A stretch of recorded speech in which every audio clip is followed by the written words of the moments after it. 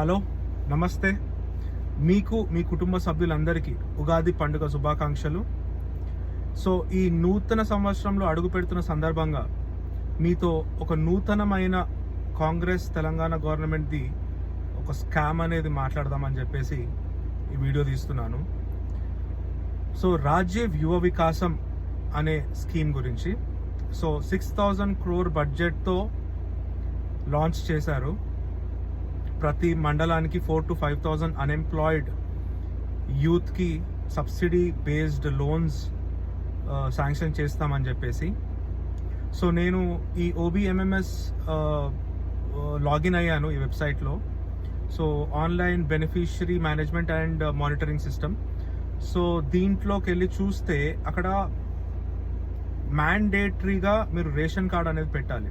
So వీళ్ళు ఏమని ప్రచారం చేశారు, ration card is just an option, మీరు మీ ఇన్కమ్ సర్టిఫికేట్ పెట్టినా సరిపోతుంది అని చెప్పేసి. కానీ ఇక్కడ ఆన్లైన్లో డెఫినెట్గా మీరు మ్యాండేటరీగా మీ రేషన్ కార్డ్ అనేది కంపల్సరీగా పెట్టాలి. అప్పుడే మీరు నెక్స్ట్ పేజ్కి మీరు వెళ్ళగలుగుతారు. So last government, BRS government, ఈ లాస్ట్ 10 yearsలో ఒక రేషన్ కార్డ్ కూడా ప్రొవైడ్ చేయలేదు. And at the same time వీళ్ళు వచ్చి కూడా ఆల్మోస్ట్ 1.5 years వీళ్ళు కూడా ఒక రేషన్ కార్డు కూడా ఇవ్వకుండా ఇప్పుడు ప్రతి స్కీమ్కి వీళ్ళు రేషన్ కార్డ్ని మ్యాండేటరీగా పెడుతున్నారు. సో ఇదంతా ఏమీ తెలియక చేయట్లేదు, వీళ్ళు కావాలని తెలిసే చేస్తున్నారు. సో ఈ 12 yearsలో ఎంతమంది బెనిఫిషరీస్ ఇన్వాలిడ్గా అయ్యారు అండ్ కొత్త మంది ఎంత మందికి ఎలిజిబుల్ ఉన్న బెనిఫిషరీస్ యాడప్ అవుతారు. యాడప్ అయ్యే వాళ్ళే చాలా ఎక్కువ మంది ఉంటారు.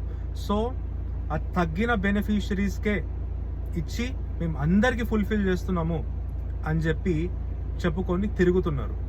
సో ఇది ఏదైతే రేషన్ కార్డ్స్ లింక్డ్ అప్తో ఉన్న ఈ స్కీమ్స్ ఏవైతే ఉన్నాయో ప్రతి ఒక్కటి స్కామ్ అనే నేను అంటాను.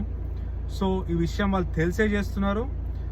అండ్ ఈ నూతన సంవత్సరంలో ఇది మనం తెలుసుకొని మనం ఒక 10 మందికి ఈ స్కామ్ గురించి తెలియజేయాల్సిన అవసరం మనకుంది కాబట్టి ఈ వీడియో తీశాను. జై బీజేపీ, జై హింద్.